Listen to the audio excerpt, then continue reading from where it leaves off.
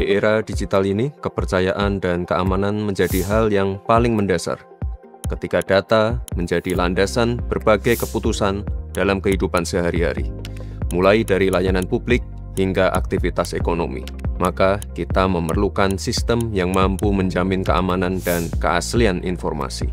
Inilah yang mendorong dunia mulai beralih pada satu bentuk teknologi pencatatan baru yang lebih transparan, lebih efisien, dan lebih tahan terhadap manipulasi. Teknologi itu dikenal sebagai blockchain. Blockchain itu ibarat buku kas bersama. Setiap kali ada transaksi atau aktivitas, catatannya langsung masuk ke dalam buku itu. Tapi bedanya, buku ini tidak bisa dihapus, tidak bisa diubah, dan bisa dilihat oleh semua yang ikut mencatat. Tidak ada satu orang pun yang bisa sembunyi-sembunyi, memanipulasi data, semua transparan, semua tercatat, semua ikut menjaga. Inilah yang disebut teknologi pencatatan yang aman, transparan, efisien, dan terdesentralisasi. Tidak lagi tergantung pada satu server atau satu lembaga. Semua pengguna ikut menjaga, dan itu artinya data tidak bisa diambil diam-diam, tidak bisa disalahgunakan. Pemerintah menyadari potensi ini, karena itulah hadir Peraturan Pemerintah Nomor 28 Tahun 2025 sebagai bentuk dukungan hukum dan kepastian bagi pengembangan teknologi baru seperti blockchain. Aturannya jelas, izin usaha disederhanakan, akses masuk ke sektor ini dipermudah. Startup, komunitas, hingga UMKM yang ingin membuat solusi berbasis blockchain, termasuk Web3, DeFi, NFT, smart contract, dan tokenisasi, sekarang punya kepastian hukum. Mereka bisa membangun, menjual, berinovasi, dan bahkan bekerja sama dengan pemerintah tanpa lagi dibayang-bayangi ketidakjelasan regulasi. Bayangkan jika UMKM di desa-desa bisa menciptakan platform keuangan mikro dengan pencatatan transaksi yang tidak bisa diubah dan bisa dilacak. Atau petani yang bisa mencatat distribusi pupuk dan panen secara real-time. Atau bahkan keluarga penerima bantuan sosial yang bisa langsung mengecek haknya secara digital tanpa khawatir tercecer atau salah sasaran.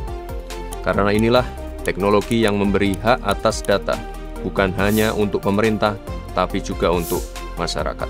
Tapi teknologi saja tidak cukup. Kita juga perlu membayangkan bagaimana blockchain bisa digunakan untuk memperbaiki pelayanan publik ke depan. Bayangkan jika kartu keluarga, akta kelahiran, surat kepemilikan kendaraan, hingga surat tanah disimpan dalam sistem yang hanya memiliki satu versi asli yang sah, tidak bisa diubah, dan bisa diakses dengan aman kapan saja.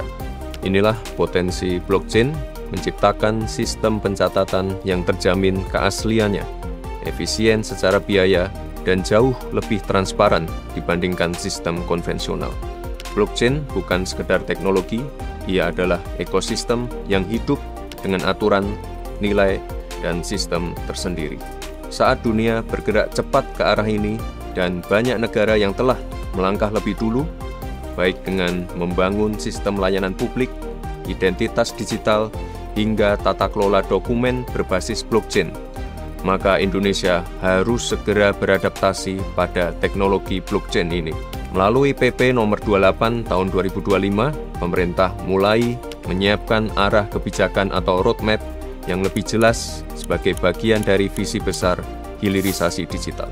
Kalau dulu kita bicara soal kedaulatan data, sekarang kita bicara sistem yang menjaga data itu agar aman, adil, dan memberi manfaat sebesar-besarnya bagi masyarakat.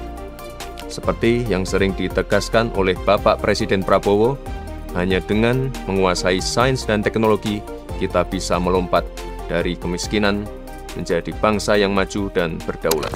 Khususnya, kita di zaman kita sekarang adalah sains dan teknologi harus kita kuasai. Di dunia modern ini, hanya dengan sains dan teknologi, kita bisa menghilangkan kemiskinan. Kita bisa menjadi negara maju, negara modern. Namun, transformasi ini tidak bisa berjalan sendirian. Dibutuhkan visi, kolaborasi, dan keberanian untuk mengadopsi cara berpikir yang baru. Pemerintah perlahan membuka jalan, memberi ruang bagi inovasi, dan menyiapkan kerangka strategi agar ekosistem ini tumbuh sehat dan inklusif. Sekarang saatnya semua pihak bergerak bersama, mulai dari pengembang teknologi, komunitas digital, hingga pelaku usaha, serta pemangku kebijakan. Karena semakin awal kita menanam pondasi, semakin kokoh posisi kita dalam menghadapi masa depan. Blockchain adalah peluang strategis dan Indonesia memilih untuk tidak ketinggalan.